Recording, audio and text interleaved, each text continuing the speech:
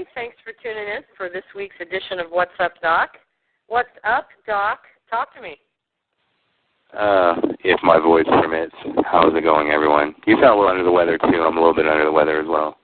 I know. I think via our last call last week, you passed your cold to me, so damn you. Damn you. But we will persevere and move on because this is such important stuff that we're talking about. So this has been a week of sort of maybe things that should be done over or thought through. First one is Miley Cyrus. What is this young teen up to? The week of inappropriateness. Just as much as we're sick, they're kind of sick. Well, a video surfaced, ironically enough, right before the movie is coming out or whatever, of the last song of like an after party of Miley Cyrus gyrating with 44-year-old director on the set of the last song, like an after party. And she's just grinding on him while like Boom Boom Pow is playing. First they're like on the dance floor, and then they move to the couch where technically she's kind of giving him a lap dance. And kind of inappropriate, 44 years old. She was 16 at the time. Here's the excuse, though. He's gay. So I guess that makes it all right. It's the whole thing of the whole, when you're younger or whatever, when you're trying to seduce a girl, you get her half naked. Hey, stop. Hey, I'm gay. It's okay. Then all of a sudden you're inside her. Hey, remember I'm gay. Doesn't matter, right? So it's a little bit inappropriate, and people are blaming Miley for it and her parents. Her parents weren't around on the set. I personally believe it's kind of like the director's fault a little bit on this, of Adam Shankman's fault, because he's 44 years old, regardless of him being gay. He knows that it's not appropriate. And what if it was a 16-year-old boy? Would that make it okay, or would that make it even worse? Regardless of if a female or a male, it's bad. And speaking of another inappropriate thing, there's a video of 7-year-olds dancing to single ladies in these kind of outfits that looks very... Oh, the single ladies. Yeah, when you're 7, you sure as hell better be single, but when you're 7, you sure as hell shouldn't be singing that song. WTF. Where were the parents' minds? I'm sorry, like, what happened to, like, singing, like, about the gingerbread man or something? The postman. These days, man, they are growing up fast, aren't they? Good Lord, 7 years old. What's she going to be at the street at 10? Hey, I'm hooking. All the single ladies. Anyway. And speaking of robbing the cradle, so you shared some interesting news with me about the ABC show Cougar Town that stars Courtney Cox, which I've been watching since it came out, and actually really enjoy the show. I know you do too. But what's going on with the show? It's tremendously funny, but it's going to be no more when the fall season comes around. And that's not because it's not doing well in the ratings. In fact, I think it's one of the top 3 new comedies. Bill Lawrence, the creator of the show, just feels that the title is turning off viewers that they should be able to be getting because the show is really funny, but people are hearing the title Cougar Town, they're like, oh, I wouldn't watch it. They did some kind of test groups where they showed the show without telling them the title, and they really liked it as people that were turned off by it.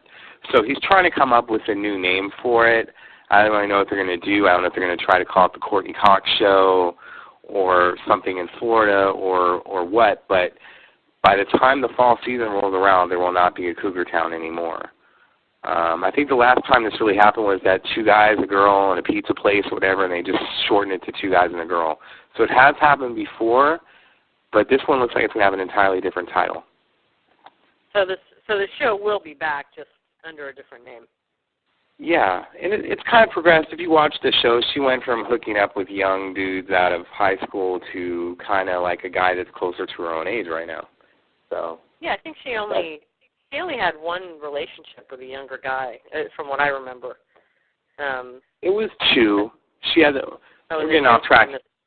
One high school, and then they had Scott Foley playing some like little rich guy who was a little bit younger than her. Speaking of people that aren't mature, I got to go on this for a moment because LeBron James, in my opinion, is a celebrity, and I've been saying it all along that this guy's got no heart. And I was just saying that how in February, if the Celtics ran into him in the playoffs, they would eliminate him. Everyone said I was crazy. That's LeBron's year, best record. Yeah, they got eliminated last night in the playoffs. Genius, LeBron. Thank you for proving my point, and thank you for proving my point that you're going to screw all the Cleveland fans and bolt to the New York Knicks.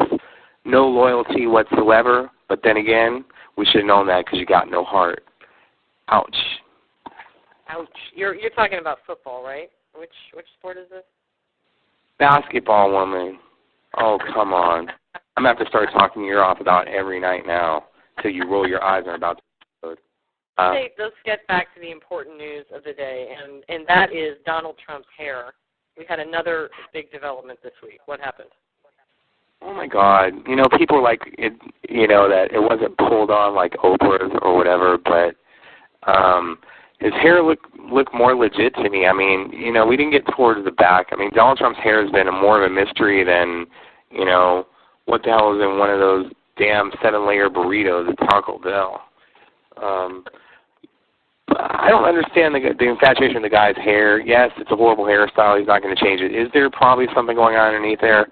Probably not. I don't think it's a wig. I just think that he has the biggest comb-over in the history of comb-overs. And yeah, to me, it's like a long in the back, and he sort of pulls it forward, and then he flips it back one more time. He's got it down to it. And then he looks at it in the mirror and goes, "You're fired." Exactly. Yeah, it's not a pretty picture, but it works for him, and I guess it makes him feel good every day. So that's what. Speaking of feeling good every day, did you hear about Playboy coming out with their 3D glasses now, and some of the issues where they're going to have the centerfold be 3D, and you have the cheesy glass from like the 80s? Are they doing this for Playgirl or only Playboy? I mean, are we being discriminated against, us ladies? What's going on? I wouldn't know, honey. I mean, you really need to have that thing pointing out at you in 3D.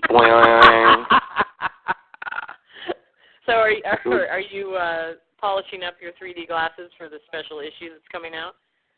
No, it's still 1985. What the hell? You know what you need to do, and I did say this on the site, they need it to be like the Harry Potter things where the pictures are moving, you know, so you can kind of lay back. You know, I guess it's kind of pornish, but I want to have Miss August, coming right at me.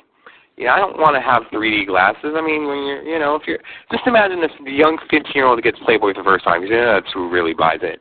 And then they have to fiddle around with the glasses on their head while they're looking at the image trying to do something else. We need the Harry Potter, because then the pictures just move and you got to do nothing. Well, and besides, everyone knows I read Playboy for the articles. Exactly. Everybody reads it for the articles anyway, so it's all really just a marketing ploy.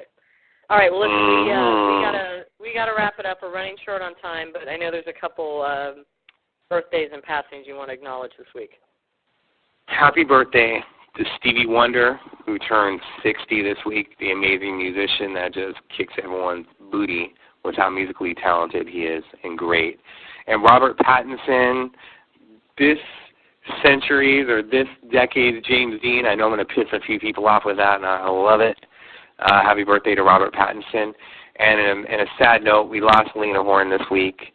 You know, who hasn't really been making a point the past few years, but for what she did for so many acts when it came to segregation in music, in Broadway, in movies, for her to step up. I said it before, without her there would be no Halle Berry, there would be no Alicia Keys.